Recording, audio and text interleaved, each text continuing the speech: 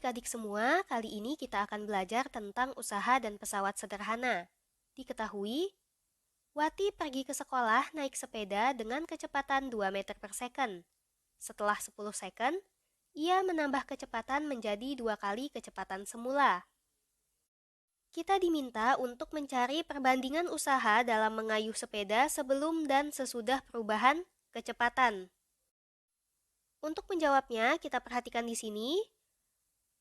Untuk mencari besar usaha, kita dapat menggunakan rumus delta EK, di mana EK adalah energi kinetik.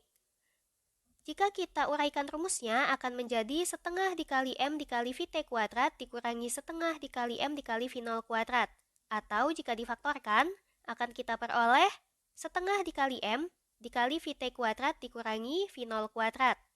Dengan W adalah usaha dalam satuan Joule, EK adalah energi kinetik dalam satuan Joule, M adalah massa dalam satuan kilogram, VT adalah kecepatan akhir, dan V0 adalah kecepatan awal, di mana VT dan V0 memiliki satuan meter per second. Sekarang kita perhatikan bahwa jika suatu benda itu mengalami perubahan kecepatan, maka besar usaha yang dilakukan akan sebesar perubahan energi kinetik yang terjadi pada benda tersebut.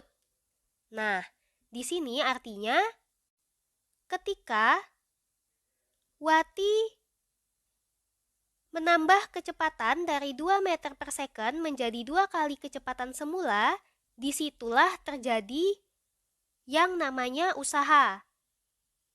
Sehingga di sini kita tidak dapat membandingkan usaha sebelum dan sesudah perubahan kecepatan, karena usaha itu baru ada ketika dia menambah kecepatan.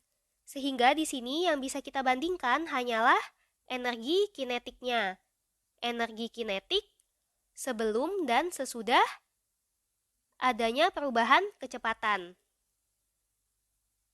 EK1 dibanding EK2 akan sama dengan setengah dikali M dikali V1 kuadrat dibagi dengan setengah dikali M dikali V2 kuadrat. Setengah dibagi setengah hasilnya 1, maka bisa kita coret. Kemudian, karena yang menjadi subjek itu adalah benda yang sama, maka masanya juga sama. Sehingga di sini massa dibagi massa, hasilnya adalah 1, bisa kita coret juga. Jadi kita peroleh V1 kuadrat dibagi V2 kuadrat. V1 kuadratnya adalah 2 kuadrat dibagi dengan V2 kuadratnya, yaitu 2 kali kecepatan semula, sehingga 2 dikali 2 hasilnya 4. Jadi di sini 4 kuadrat. Kita peroleh sama dengan 4 per 16. Kemudian atas bawah sama-sama kita bagi dengan 4, kita peroleh 1 per 4.